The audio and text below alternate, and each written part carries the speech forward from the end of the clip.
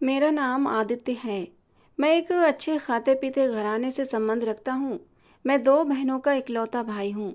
पापा एक सरकारी नौकर हैं, उनकी तनख्वाह अच्छी थी, जिसमें गुजर-बसर आसान था। इसके अलावा मेरी माँ का अपना कपड़ों का बुटीक था, जिसमें बहनें उनका हाथ बटा देतीं।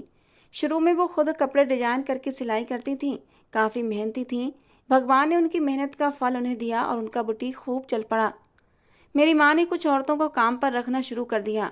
अब सिलाई का काम काम करने वाली औरतों के जिम्मे था, जबकि डिजाइनिंग मेरी माँ और बहनें खुद किया करती थीं। वो अपने काम में बहुत ही मेहनती और ईमानदार थीं, इसलिए उनका बुटीक भी खूब चल रहा था।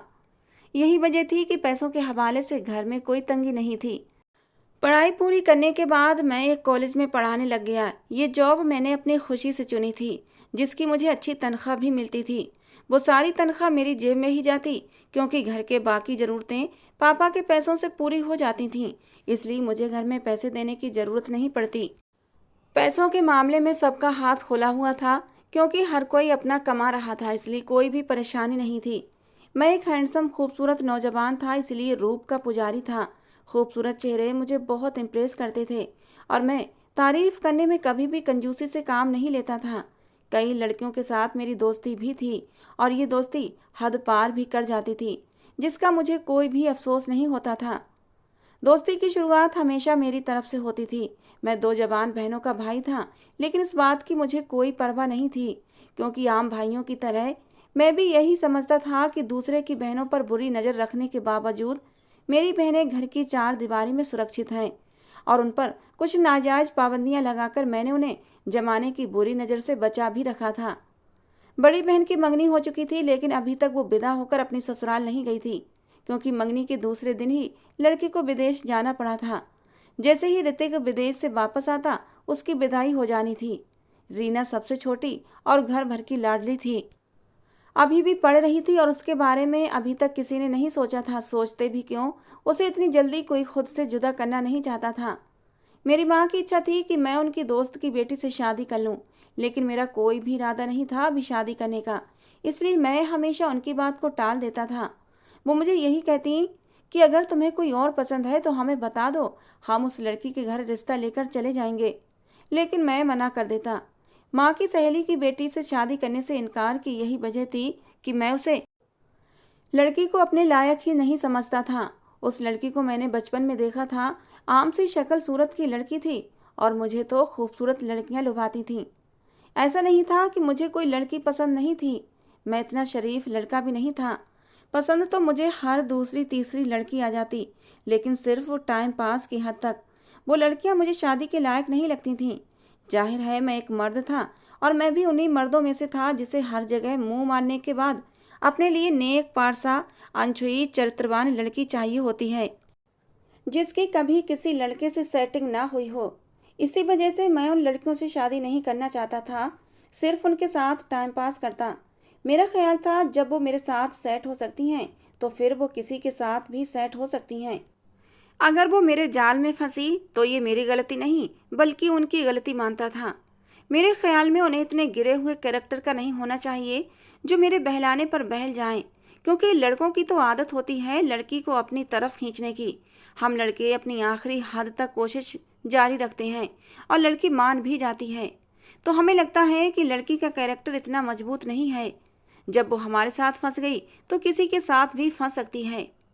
उन्हीं दिनों कॉलेज में एक नई लड़की बिंदु ने दाखिला लिया था। बेहद हसीन थी और सबसे बड़ी बात यह कि उसके चेहरे पर इतनी मासूमियत थी कि नजरें हटाना मुश्किल हो जाता था। उस लड़की को पहली बार देखने पर ही मैं उस पर अपना दिल हार बैठा था। धूप की तेजी की वजह से चेहरा लाल लिए वो परेशान से प्रिंसिपल से देर से एडमिशन लेने की सफाइयां दे रही थी, लेकिन एडमिशन की डेट तो निकल चुकी थी, इसलिए उसे एडमिशन नहीं मिल रहा था, क्योंकि वो एडमिशन लेने के लिए अच्छी खासी लेट हो चुकी थी। लेकिन उसकी पढ़ाई का रिकॉर्ड काफ़ी अच्छा था, इसलिए मुझे उसकी साइड लेने का बहाना मिल गया और फिर प्रिंसिपल से ये कहकर कि ये एक इंटेलिजेंट लड़की है और उसका साल खराब हो जाएगा, इसलिए आपको इसके बारे में एक बार सोचना चाहिए। और फिर थोड़ी सी कोशिशों से लेट फीस के साथ उसका दाखिला करवाने में मैं सफल हो गया था। फॉर्म भेजने की जिम्मेदारी मैंने अपने जिम्मे ले ली थी, जिस पर वो मेरी बहुत आभारी थी। उसे लग रहा था कि मैं अपने स्टूडेंट का बहुत ख्याल रखने वाला एक बहुत ही अच्छा टीचर हूँ, तभी मुझे उसकी इतनी परवाह है। जबकि हकीकत तो कुछ और ही थी। मैं तो उसके हुस्न पर बुरी तरह मर मिटा था। अब मैं अपने दिल के हाथों मजबूर होकर उस लड़की की खूब मदद कर रहा था। जो भी उसकी पढ़ाई लेट होने की वजह से छूट चुकी थी, उसमें उसकी काफ़ी मदद कर रहा था। अपने फ्री पीरियड्स में उसे बुलवाकर उसे पढ़ा दिया करता था और पढ़ाई में हुआ उसका नुकसान पूरा करने की भरपूर कोशिश करता, जिसकी वजह से वो रोज़ रोज़ मेरे एहसानों के नीचे दबती जा रही थी। अच्छे से उसकी सारी पढ़ाई करवाने के बाद जब वो रिलैक्स होकर रूटीन की पढ़ाई की तरफ आ गई, तो एक दिन मैंने उससे बताया कि मैं उसे पसंद करने लगा हूँ। मेरी बात सुनकर वो बुरी तरह घबरा गई थी। उसकी सफ़ेद पड़ती रंगत से मैंने उसके डर का अंदाज़ा लगा लिया था, इसलिए उस दिन मैंने उसे खामोशी से जाने दिया। लेकिन उसके बाद वो मुझसे छुपने की कोशिश में लगी रहती। मेरे सामने वो अकेली नहीं आती और जब मैं क्लास में पढ़ा रहा होता तो वो नज़रें झुकाकर रखती, मेरी तरफ देखने से भी बचती थी, मेरे सवाल पूछने पर भी खामोश रहती। ये सब अब मुझसे बर्दाश्त नहीं हो रहा था, क्योंकि ये पहली बार हुआ था कि मैंने किसी लड़की की तरफ कदम बढ़ाए और उसने मुझे घास न डाली हो। जाहिर है मेरी अना पर चोट लगी थी। अब उसे हासिल करना मेरे लिए बहुत ज़रूरी हो चुका था। वो मेरी स्टूडेंट थी, उम्र में मुझसे छोटी भी थी। शायद स्टूडेंट टीचर की डोर उसे आगे बढ़ने नहीं दे रही थी। यही सोचते हुए मैंने दोबारा से इस सिलसिले में उससे बात करने के बारे में सोचा, क्योंकि उसकी बेरुखी मेरी बेचैनी को और भी बढ़ा रही थी। एक दिन उसे बुलवाकर मैंने उससे वजह पूछी तो उसने डरते हुए मुझे बताया कि आप मेरे टीचर हो, इसलिए आप मेरे लिए सम्मान का स्थान रखते हो। ये सब मुमकिन नहीं है, क्योंकि ये सब गलत है और मैं ऐसी लड़की नहीं हूँ। मैंने उसे समझाने की बहुत कोशिश की, लेकिन वो मेरी बात खामोशी से सुनती रही, कुछ भी नहीं बोली। मैं हर सूरत उस लड़की को पाना चाहता था, इसलिए मैंने अपनी कोशिश नहीं छोड़ी थी और हर मुमकिन तरीके से उसे मनाने की कोशिश करता रहा और धीरे धीरे मैं अपनी कोशिशों में कामयाब भी होने लगा था। मेरे ख्याल में आखिर थी तो वो एक नासमझ और बेवकूफ़ लड़की ही ना। अब धीरे धीरे वो भी नर्म पड़ने लगी थी। धीरे धीरे मैंने उसके दिल में अपनी मोहब्बत का बीज गाड़ दिया था, जो अब धीरे धीरे पनपने लगा था। और एक दिन जीत मेरी हुई थी, जब उसने शर्माते हुए मुझसे अपनी मोहब्बत का इजहार कर दिया था। मैं अपनी इस जीत पर जश्न मना रहा था। मैंने उसे एक मोबाइल लेकर दिया, जिस पर वो मुझसे बातें भी करने लगी थी। उसे भी मुझसे बेइंतहा मोहब्बत हो गई थी। दिन गुजरने के साथ साथ उसकी मोहब्बत में और भी दीवानगी और तेजी आती गई। हमारी मोहब्बत का सफ़र काफ़ी आगे तक बढ़ चुका था। दिन रात हम बातों में लगे रहते। वो वाकई बहुत मासूम थी, जमाने की चालाकियों से बिल्कुल अनजान थी, मेरे प्यार में पूरी तरह डूब चुकी थी। लेकिन अभी तक मैं उसे पाने में कामयाब नहीं हुआ था। मैं उसे पाना चाहता था, पूरी तरह उसमें डूब जाना चाहता था। मैं उसके साथ रात बिताना चाहता था। ऐसा करने के बाद मैं पूरी तरह उसे पा लेता और फिर हमेशा हमेशा के लिए उसे छोड़ देता। हर लड़की के साथ मैं ऐसा ही तो करता था। लेकिन मैं उसे बाहर मिलने के लिए बुलाता तो वो मना कर देती, कहती शादी से पहले मैं अकेले तुमसे मिलने नहीं आऊँगी, ये सब गलत है। जो भी रिश्ता बनेगा हमारा शादी के बाद ही बनेगा। उसी ने मुझे बताया था कि कॉलेज के बाद घर वाले उसे आगे नहीं पढ़ने देंगे और उसकी शादी करवा देंगे, इसलिए तुम अपने घर वालों को मेरे बारे में बता दो। मैं उसे उसकी पढ़ाई ख़त्म होने का इंतज़ार करने का कहकर खामोश करवा देता। मैं बिंदु को शादी के सपने जरूर दिखाने लगा था, लेकिन मैं नहीं जानता था कि वो इस बारे में इतनी सीरियस हो जाएगी, क्योंकि मेरी बिंदु में दिलचस्पी सिर्फ तब तक थी जब तक मुझे उसको हासिल करना मुश्किल लग रहा था। अब जबकि मेरी और उसकी बातचीत होने लगी थी, लेकिन वो मेरे झांसे में नहीं आ रही थी। मैं उसे पाना तो दूर की बात, उसे हाथ भी नहीं लगा पाया था। तो मैं इतना बेवकूफ़ नहीं था कि इतनी कम उम्र लड़की से शादी करता, ये जानने के बावजूद कि उसे इस राह पर लाने वाला मैं ही था। शादी के लिए मैं जिस लड़की का ख्याल किया करता था वो एकदम अलग थी। मेरे ख्याल में मेरी होने वाली पत्नी ऐसी होनी चाहिए थी जिसने आज तक कभी किसी दूसरे लड़के को ना देखा हो। देखना तो दूर की बात, किसी दूसरे लड़के के लिए उसके दिल में कोई भी एहसास ना हो। मैं खुद जैसा भी था, भले हर दूसरी तीसरी लड़की से मेरा चक्कर था, लेकिन अपनी पत्नी एकदम अनछुई और सिर्फ अपने लिए चाहता था। और जब तक मुझे ऐसी लड़की मिल नहीं जाती थी तब तक मेरा शादी करने का कोई इरादा नहीं था। मेरी बड़ी बहन का मंगेतर विदेश से वापस आ गया था और अब घर में उसकी विदाई की तैयारियां चलने लगी थीं। मेरी माँ ने अपनी तरफ से हर तैयारी पूरी कर रखी थी, बस लड़के का इंतजार था जो कि अब आ चुका था। शाम को उन्होंने शादी की तारीख लेने आना था, इसलिए सुबह से ही घर में तैयारियां जोरों पर थीं। शादी की तारीख इसी महीने की रखी गई थी, क्योंकि ऋतिक सिर्फ कुछ ही महीने के लिए छुट्टियों पर आया था। घर में खूब अफरा तफरी मची हुई थी। हालांकि घर की पहली शादी थी, इसलिए हर कोई बहुत जोर शोर से शादी में हिस्सा ले रहा था। मैं भी काफ़ी बिजी हो गया था, क्योंकि पापा अकेले क्या क्या देख लेते। उनके साथ लगकर मेरी बिंदु से बातचीत ना होने के बराबर रह गई थी। या यूं कहना ठीक होगा कि मुझे उससे बात ना करनी पड़े, इसलिए मैंने खुद को ज़्यादा बिजी कर लिया था। क्योंकि अब धीरे धीरे मेरा बिंदु से दिल भरने लगा था। अब मैं उससे कम बातचीत करना चाहता था, इसीलिए मैंने खुद को बिजी कर लिया और उससे बातचीत करना बंद कर दी थी। लेकिन मेरी इस बात को वो दिल से लगाकर बैठ गई थी। एक दिन कहने लगी, तुम मुझसे बात क्यों नहीं करते हो? अगर तुमसे एक दिन भी बात ना करूं तो मेरा दिन नहीं कटता। मुझे लगा कि ये सब उसका कुछ समय का पागलपन था। समय के साथ साथ वो खुद ही ठीक हो जाएगी, इसलिए उसकी तरफ मैं ज़्यादा ध्यान नहीं देता था। शादी में पूरा खानदान हमारे घर में जमा हो चुका था। शादी में एकता भी आई थी, मम्मी की सहेली की बही बेटी, जिससे मेरी माँ मेरी शादी करवाना चाहती थी। एकता को मैंने बहुत सालों बाद देखा था। वो तो बचपन से अब तक एकदम बदल चुकी थी, बहुत ही ज़्यादा खूबसूरत भी हो चुकी थी। और मैं सदा का दिल फेंक टाइप का लड़का यहाँ भी दिल हार बैठा। पूरी शादी में मेरी उस पर नज़र रही थी। वो कहाँ जाती है, किससे बात करती है, ये सब मैं अच्छे से देख रहा था। मैं उसे जांचना परखना चाहता था। मुझे लगता था माँ की बात मान लेनी चाहिए, लेकिन इससे पहले मैं अपनी तरफ से भरपूर तसल्ली करना चाहता था कि वो मेरे लायक है या नहीं। एक इम्तिहान में वो पास हो चुकी थी, क्योंकि उसके अंदर वो सारी खूबियाँ मौजूद थीं जो मैं अपनी पत्नी में देखना चाहता था। वो किसी और लड़की के साथ तो क्या, मुझसे भी बातचीत नहीं कर रही थी। जहाँ किसी लड़की को देखती तो उससे बचकर निकल जाती।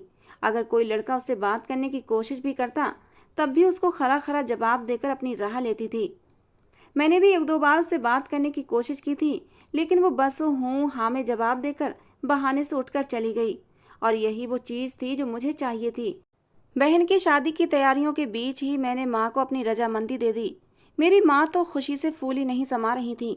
उनके बस में नहीं था कि मेरी चट मंगनी और पट ब्याह कर दें। लेकिन मैंने ही माँ को समझाया कि माँ, इतनी जल्दबाजी किस बात की है, पहले मंगनी कर लें, फिर बाद में आराम से शादी की तैयारी करना। ऐसे में बिंदु को मैं पूरी तरह भूल चुका था। वैसे भी उसका कॉलेज पूरा होने वाला था, तो मेरे ख्याल में अब उससे पीछा छुड़ाना आसान हो गया था, क्योंकि वो मुझे सिर्फ मोबाइल और कॉलेज की हद तक जानती थी। मैंने उसे अपने बारे में ऐसी कोई भी जानकारी नहीं दी थी जो बाद में मेरे लिए परेशानी का कारण बनती, और मैं ऐसा हर लड़की के साथ ही करता था। यही वजह थी कि मैं हमेशा की तरह इस बार भी सुकून से था। बिंदु की हर बात अब शादी के जिक्र से शुरू होकर शादी पर ख़त्म होती थी, जिस पर मुझे अब चिढ़ होने लगी थी। एक दिन उसने मुझे ज़्यादा मजबूर किया, तो मैंने तंग आकर उससे कहा कि मेरे घर वाले तुमसे शादी पर कभी भी नहीं मानेंगे, इसलिए भलाई इसी में है कि तुम मुझे भूल जाओ। मैं इस बारे में मजबूर हूँ। मेरी इस तरह की बात पर वो एकदम खामोश हो गई थी। मैंने उससे कहा कि बिंदु, मोबाइल से सिम निकाल कर तोड़ दो और दोबारा कभी मुझसे बात मत करना, क्योंकि मेरी शादी होने वाली है और मैं अपनी होने वाली पत्नी को धोखा देना नहीं चाहता। मैंने उससे बात ख़त्म कर दी थी। उसने मेरी बहुत विनती की थी, रो रो कर मुझसे विनती कर रही थी कि आदित्य, मैं तुमसे बात करना नहीं छोड़ूंगी, मैं तुम्हारे बिना मर जाऊंगी। लेकिन मैंने उसकी एक न मानी। ये तय था, मैंने उसे अपनी मोहब्बत का वास्ता देकर उससे पीछा छुड़ाया था। कि उसकी ये कैसी मोहब्बत थी मुझसे, जो मेरी मजबूरी में मेरा साथ नहीं दे सकती, और वो हमेशा की तरह मेरे इन प्यार भरी बातों में आ भी गई थी। मर्द इस मामले में कभी मजबूर नहीं होते। वो अगर सच्ची मोहब्बत कर लें तो दुनिया की कोई ताकत उसे अपनी मोहब्बत को हासिल करने से रोक नहीं सकती। वो किसी कीमत पर भी अपनी पसंदीदा औरत को किसी और के लिए नहीं छोड़ता, उसे हर कीमत पर हासिल करके रहता है। और अब जब वो किसी औरत से ऊब जाता है तो यूं ही अपनी मजबूरी का रोना रोकर दामन छुड़ा लेता है। और मैंने भी ऐसा ही किया था। उसे अपनी मोहब्बत में फांस कर, उसे बीच रास्ते पर छोड़कर अपनी ज़िंदगी में आगे बढ़ चुका था। बिंदु से पहले मेरी जितनी भी लड़कियों से रही थी, सिर्फ दोस्ती की हद तक रही थी। मोहब्बत के दावे मैंने उसके अलावा किसी के साथ नहीं किए थे। और उसके बाद मैंने कभी दोबारा पीछे मुड़कर उसकी खबर नहीं ली, और ना ही उसने कभी मेरे रास्ते में आने की कोशिश की। मेरी शादी की तैयारियां जोर शोर से शुरू हो चुकी थीं। अम्मा बाबा दोनों ही चाहते थे कि मेरी बहन और मेरी शादी साथ में हो, और इस सिलसिले में मेरी माँ ने अपनी सहेली से बात भी कर रखी थी। और इस बात पर वो भी राजी थीं। मेरी शादी के अगले दिन ही मेरी बहन की बारात आनी थी, लेकिन जिस दिन उन्होंने शादी की तारीख लेने आना था उस दिन वो नहीं आए। हम पूरा दिन इंतजार करते रहे, फ़ोन लगाया तो किसी ने रिसीव नहीं किया। अगले दिन ही मेरी बहन की होने वाली सास ने रोते हुए कॉल करके बताया कि हमारा बेटा तुम्हारी बेटी से शादी नहीं करना चाहता। ये सुनकर तो मेरी माँ पर पहाड़ टूट पड़ा था। मेरी बहन की होने वाली सास ने बताया कि वो किसी और से शादी करना चाहता है। मेरी माँ तो रो रो कर निढाल हो चुकी थी, उनकी तबीयत तक खराब हो गई थी। मेरी बहन अलग मुंह सुजाए बैठी रो रही थी। मुझे अपनी बहन और अपनी माँ का गम बर्दाश्त नहीं हो रहा था। शादी के इनकार की वजह सुनकर मेरा खून गुस्से के मारे खौल उठा था। मेरे अंदर का गैरतमंद भाई जाग उठा था। मैंने उस लड़के को खूब गालियां दी। मेरी बहन की सास भी अपने बेटे की इस हरकत से बहुत शर्मिंदा थी और हर हाल में उसे मनाने की कोशिश भी कर रही थी। लेकिन उसका कहना था कि अगर उसने मेरी बहन से शादी कर भी ली तो वो उसे खुश नहीं रख सकेगा, क्योंकि वो किसी और से मोहब्बत करता है। इस सिलसिले में वो हमारे घर भी आया था। मेरी माँ से उसने माफ़ी भी मांगी थी, लेकिन मैंने गुस्से में आकर उसे घर से बाहर निकाल दिया। वैसे सच कहा जाए तो उसकी बात भी ठीक थी। अगर वो दबाव में आकर मेरी बहन से शादी कर भी लेता तो दोनों को समझौते की ज़िंदगी गुजारनी पड़ती, और बाद में छोड़ने से अच्छा था कि वो अभी पीछे हट जाए। हर किसी को अपनी पसंद का हक मिलना चाहिए। ऐसा करने से मेरी बहन की ज़िंदगी बर्बाद होने से बच जाती।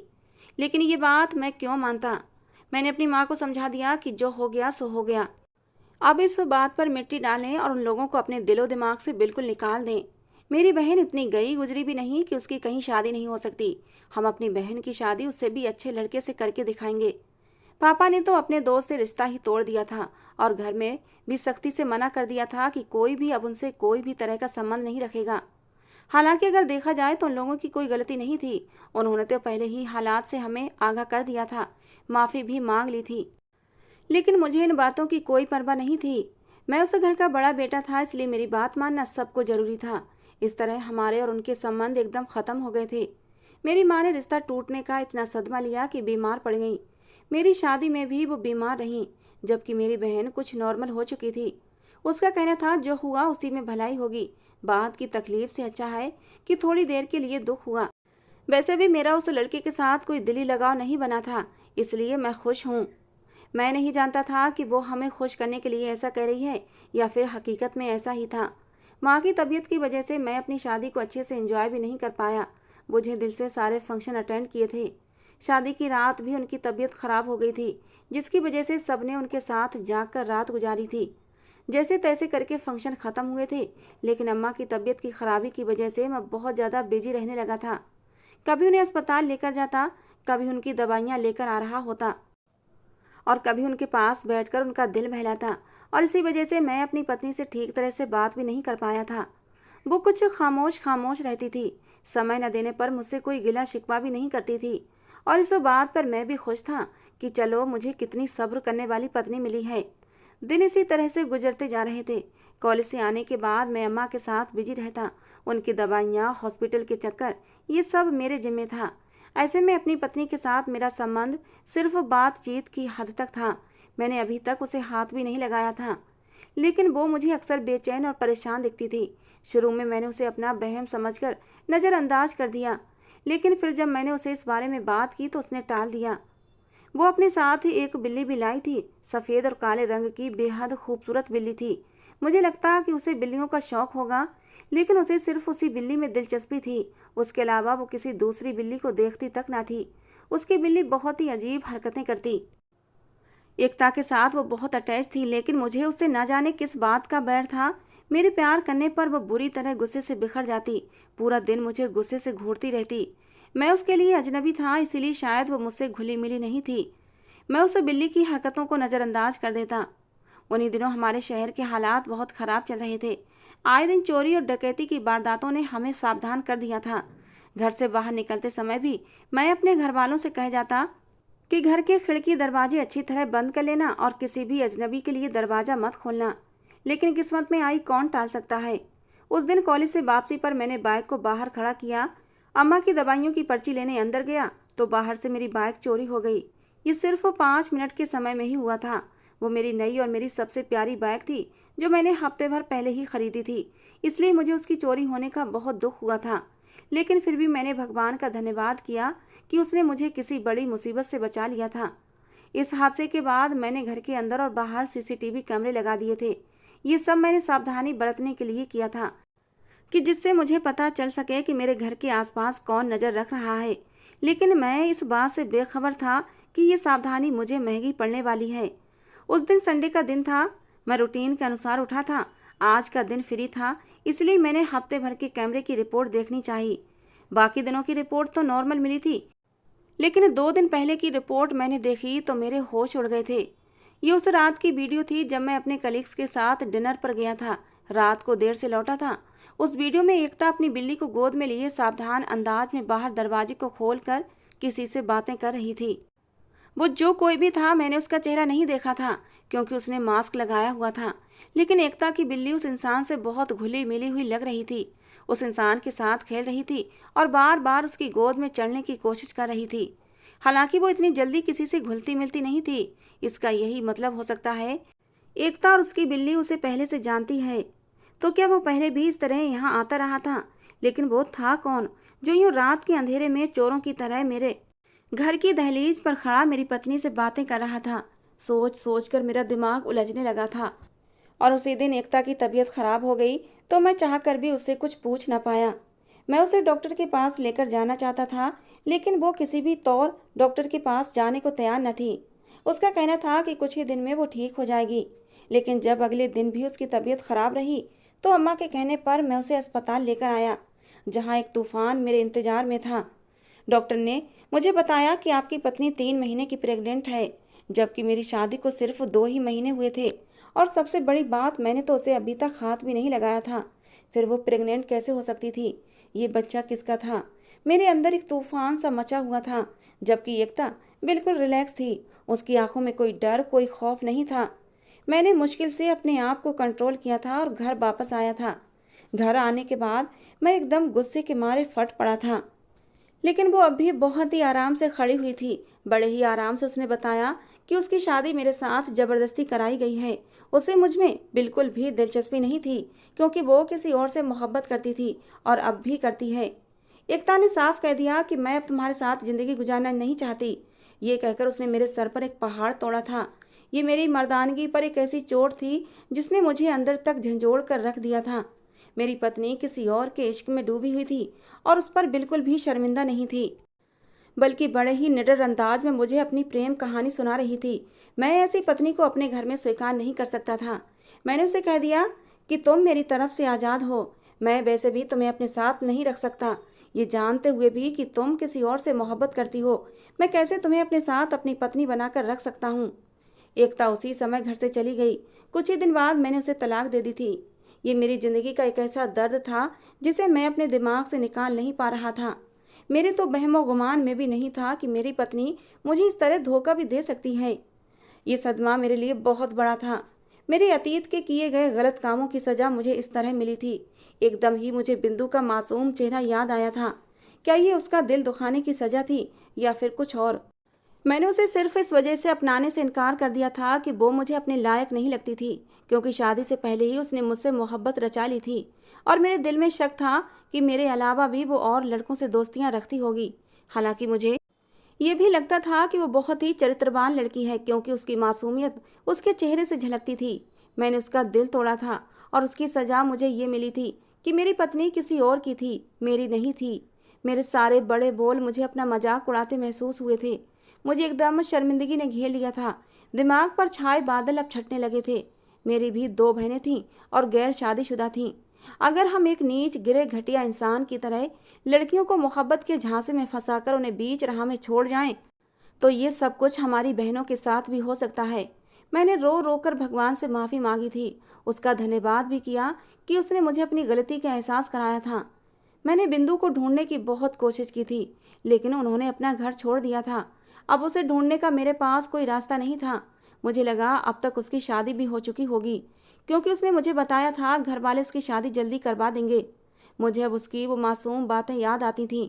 समय गुजरने के साथ साथ मेरी तड़प और एहसास शर्मिंदगी बढ़ती जा रही थी। मैं हर वक्त भगवान से रो रो कर दुआएं करता कि सिर्फ एक बार वो मेरे सामने आ जाए, जिससे कि मैं उससे माफ़ी मांग सकूं और आखिरकार मेरी दुआ स्वीकार हो गई थी। मैंने उसे हर जगह तलाश किया था, मगर मुझे उसके मिलने की उम्मीद नहीं थी। लेकिन वो मुझे मिली भी तो कहाँ मिली। ये मेरी शादी का लगभग 1 साल के बाद का समय था। मैं कॉलेज से घर वापस आया तो पता चला मेरी सबसे छोटी बहन अपनी एक दोस्त को अम्मा से मिलवाने लाई थी। मेरी छोटी बहन अपनी इस दोस्त को अपनी भाभी बनाना चाहती थी। वो जानती थी कि मैं शादी के लिए राजी नहीं होऊंगा, इसलिए इस सिलसिले में मुझसे बात करने के बजाय वो अपनी दोस्त को डायरेक्ट अम्मा के पास लेकर आई थी। उसे पता था कि मैं अम्मा की बात कभी नहीं टालूंगा। जब मुझे इस बारे में पता चला तो मैंने सख्ती से मना कर दिया। अम्मा को मेरी छोटी बहन की वो सहेली बहुत पसंद आई थी, इसलिए वो चाहती थी मैं एक बार उससे मिल लूं। उनकी जिद दिन ब दिन बढ़ती जा रही थी, इसलिए अम्मा के बुलाने पर मैं उनके साथ कमरे में गया था। जब मैंने देखा नीता अपनी दोस्त को साथ लाई थी, मुझे अब अम्मा के बुलाने की वजह समझ में आई थी। और उस लड़की पर नज़र पड़ते ही मुझे एक तेज झटका लगा था। वो कोई और नहीं बल्कि बिंदु थी। मुझे देखकर वो भी हैरान थी, उसे भी हैरत का तेज झटका लगा था। वो कुछ नहीं बोली, खामोशी से बाहर निकल गई थी। मेरी आंखों में भी आंसू भर आए थे। मेरा भगवान की मुझ पर कितनी कृपा थी। जिसे मैं इतने समय से तलाश कर रहा था, आज उसने खुद ही उसे मेरे सामने लाकर खड़ा कर दिया था। मैंने अपनी माँ को अपनी हाँ दे दी थी। मेरा बस नहीं चल रहा था कि मैं अभी के अभी बिंदु को अपनी पत्नी बनाकर अपने घर ले आऊं। मेरी हामी भरते ही मेरी माँ और मेरी बहनें बहुत खुश हुई थीं, लेकिन ये खुशी ज़्यादा समय तक न रह पाई, क्योंकि बिंदु ने ही इस रिश्ते से इनकार कर दिया। उसके घर वाले भी उसे मनाने की हर मुमकिन कोशिश कर रहे थे, क्योंकि वो लोग मुझे पसंद करते थे। लेकिन उसकी ना हाँ में नहीं बदली और वो अपनी जगह सही भी थी। मैंने उसे कम तकलीफ तो नहीं दी थी। उसके इनकार की वजह भी मैं अच्छी तरह से जानता था, और फिर मैंने खुद ही उससे बात करने का फैसला किया। वो बहुत जिद्दी हो गई थी। मुझे माफ़ करने के बावजूद मुझसे शादी करना नहीं चाहती थी, और फिर मैं उसके घर चला गया। मैंने कहा, बिंदु, जो कुछ भी हुआ उसे भूल जाओ, मुझे माफ़ कर दो। मैं मानता हूँ मैंने गलत किया था, और मैं अपनी गलतियों की माफ़ी भी मांगता हूँ।